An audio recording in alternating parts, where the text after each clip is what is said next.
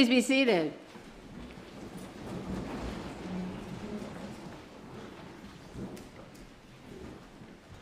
The first Sunday that I went to the very large, one of the very large children's services at St. Columba's in Washington, D.C., and the kids were for like 5 and younger with their families. One little girl saw me out in the hallway we call the Common, and she saw me walking towards the Great Hall. And so she went running in front of me. "The new lady's coming! The new lady's coming!" The new lady's here.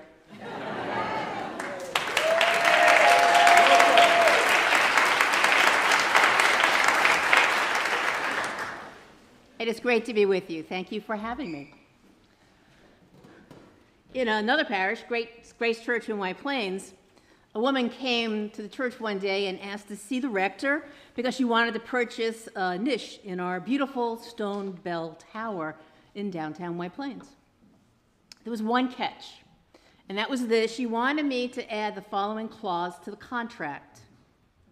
The church guarantees that the columbarium will also always be at the corner of Main and Church Streets. Always, always, forever. I said, I can't really promise that. How could I promise that? I even said at one point, I think, Jesus had something to say about that, about stones falling over. So that's the irony for me today, is my first Sunday with you here in this parish hall, and we're here because your beautiful stone church is being refurbished and renovated. It's not really a Sunday to preach about stones collapsing on one another. But maybe, just maybe, we're emphasizing the wrong part of what Jesus is saying. We like to emphasize, or we hear, more than we hear the other, we hear destruction, disease, tumult, wars. And they obviously can't be ignored. We experience them all in our time. But Jesus says something very important about them. He tells us how to understand them, how to understand what he's talking about. He says, this is the beginning of the birth pangs. The beginning of the birth pangs. Something new is being born. That's a whole different twist, isn't it? Something new is being born. And we are called upon to be the midwives of this new reality. We are the midwives. But there is a catch. There's always a catch, right, in the gospel. This passage takes place just before the Passion narrative in Mark, and Jesus will be falsely accused and killed as a result of his goodness. As a result of his goodness. And that's such a hard thing to comprehend, isn't it? Jesus healed the sick. He protected those who were left destitute at the side of the road. He challenged the political and religious authorities of his time to protect the poor and to protect the refugee. He himself had been a refugee. When the church is faithful to Christ, oddly enough, that's when all hell can break loose. And that's also hard to wrap our heads around. When the church is faithful to Christ, that's when all hell can break loose. Many years ago now, when I was the rector of St. John's, Kingston, at the beginning of the AIDS crisis here in this country and elsewhere, the Episcopal parishes in the area, we got together and we tried to say, what can we do? What can we do to help? And at that time, Ulster County in New York had the highest incidence of AIDS outside of New York City. One reason is because in New York City, when people were diagnosed with AIDS and if they were indigent, the city put them on buses to Ulster County. And so we would house them. And so the people who gathered, decided to develop a kitchen. We called it Angel Food East. It still operates. Its mandate is broadened, but it still operates. And 5 days a week, healthy. And I mean meals specifically for people who are immunocompromised, which meant you had to really follow all the safety instructions, right? The kitchen had to be certified. I know, I had to go for the week-long training, and I have been forever horrified about what can go wrong in a kitchen. But 5 days a week, meals went to those who needed them, and on Friday, enough food for the weekend was delivered. And right, you're probably nodding your heads. This was a good thing to do. Church should be involved in that, right? But here's the odd thing. Shortly after we started it, the threats started to coming in. I would get phone calls. I would get letters, sometimes emails. And a couple of times, graffiti was written on our stone walls. And the graffiti was full of contempt for those we were serving. And you know the kind of words that were used. I don't have to tell you. When we offered funerals for those who had died, if they had nowhere else to be honored and buried from, picketers would turn up. Picketers with placards. These were our neighbors.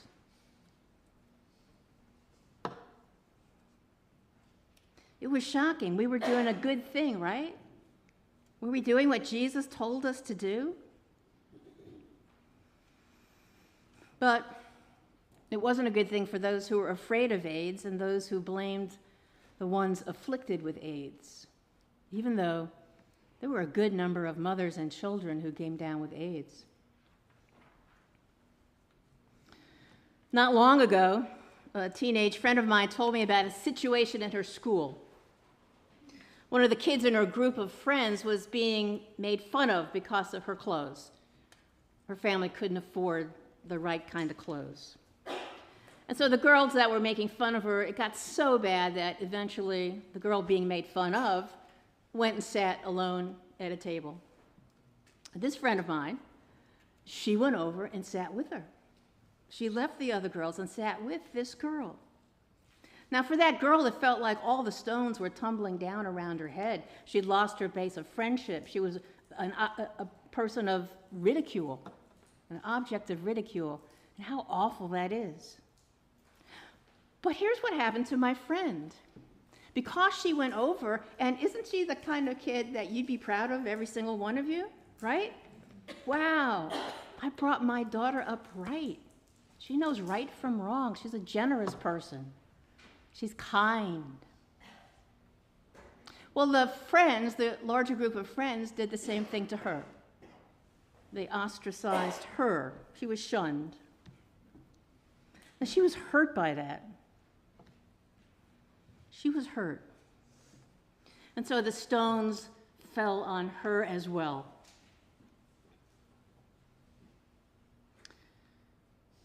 Once again, cruelty trumped kindness. But she's okay. She knows she did the right thing. She's okay. She's comforted. It's not easy, but she's okay. Apocalyptic literature, which is the section that we're reading from today in Mark's Gospel, is often called the literature of the dispossessed.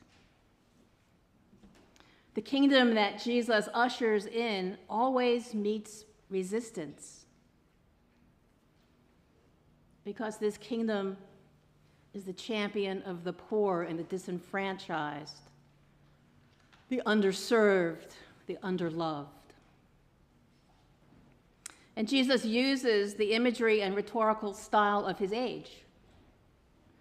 The walls come crashing in, the valleys are torn apart by earthquakes. It's all very visual and very dramatic. And if you're listening, you can imagine those things. Maybe you've lived through those things. It's what it feels like when the world is turned upside down by the power of love. That's what Jesus is saying. The power of love, when the last become first, will be so shocking that it will be opposed. And we'll be opposed. You will be opposed if you stay on that side of love and generosity. We often like to say, no good deed goes unpunished. Have you ever said that? I've been known to say it. You may hear me say it while I'm here. But Jesus says, are you punished for a good deed? Rejoice, the kingdom of heaven is yours. You've got it. You might be wondering why I accepted the invitation to become your interim rector. Well, one reason is your senior warden sitting over there. She's so unbelievably.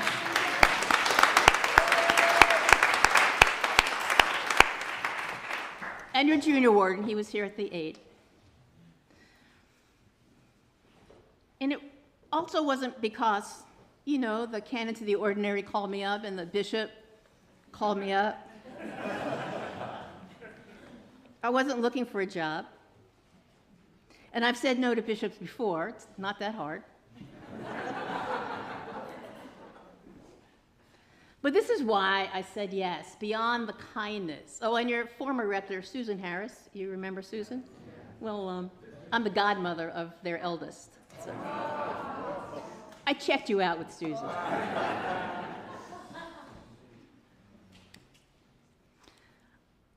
I came when I realized that God has called you. I'm here for the short term, but God has called you to be the midwives of the kingdom of God or the realm of love, whatever you want to call it. God has called you to work for the new order that Jesus announced and gave his life for.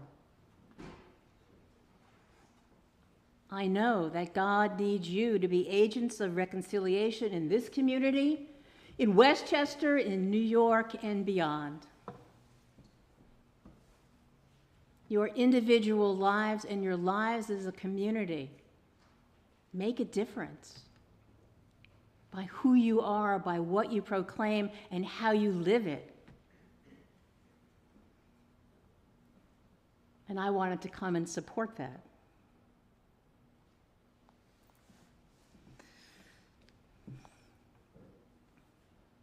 After my knee surgery, which you'll hear me moan about a lot, I had a few weeks where, thanks to oxycodone and other things, I really couldn't read much, and I wasn't much good to do anything except ice and take naps. I decided that I would rewatch one of my all-time favorite TV shows. And the show's Call the Midwife on PBS. Do you know Call the Midwife? Yeah. If you don't, you must watch it. And what I was surprised in watching the first episode, because I've watched, 10, 11 seasons, I can't remember how many they're into now, was that in the very first episode, the writers established what the theme was. And that theme has made its way through every episode since. So here it is from that first episode. Jenny Lee is a very young midwife from the upper classes. She arrives at Nonada's house in the poor and rough East End of London. She's shocked. I must say she's shocked to see how rough it is in the East End of London. And then she arrives at the convent where she's going to be living with other young midwives, but also the nuns who work as midwives. What? Staying with a bunch of nuns? So the superior of the order, Sister Julienne, is guiding her through her first day, and she will accompany Julienne through the calls they'll make. And Jenny Lee says, I didn't think I'd be living in a convent. So Julienne says, I hope you won't run away. Do you have a faith? No, she says, I'm Church of England. Oh, how true. So are we, she says. So off they go for the first visit. And it's to a mother who has 20 children already. And she's now giving birth to the 21st. This baby is premature by a good bit. And when the baby arrives, he's stillborn. Or at least he appears to be stillborn. They clean him up, they wrap him, they put him off to the side while they tend to the mother. But then all of a sudden, they hear cries. The baby starts to cry. The baby's not dead. And the mother says, in Spanish, it's a Spanish family, "Donde es mi hijo?" Where is my child? Where is my son? And Nurse Lee hands her the baby with a warning, and I give credit to Nurse Lee. She has learned some Spanish. So Lee says, the baby is muy pequeño, muy frágil. Fragile and small. The baby is fragile and small.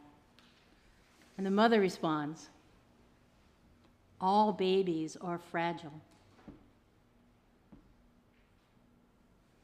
The mother refuses to have her newborn taken to the hospital. She will care for him at home. And she does. Every hour she gives him 8 drops of milk. Every hour on the hour, 24 hours a day. And she keeps him wrapped and nestled next to her for her warmth. So Nurse Lee and Sister Julianne leave, knowing that before too long they'll get a call saying the baby has died. But they don't. And a couple days later, they go back, and they see that the baby is beginning to thrive. They leave, and Nurse Lee is perplexed by what she has witnessed. And she says to Julianne, shouldn't we try again to get her to take the baby to the hospital? And Sister Julianne says, no, we must see what love can do. And that's the theme of the series. All life is fragile, and we must see what love can do. And we are called to be the lovers. It's probably a good way to describe a parish. We gather knowing that all life is fragile, and we also believe that despite the evidence to the contrary, we are living through the birth pangs of something new. And if we are true to our call, with courage, with generosity, with heart, we will be part of the new. And so, my friends, for however long I am here with you, I am waiting to see what love can do. Amen.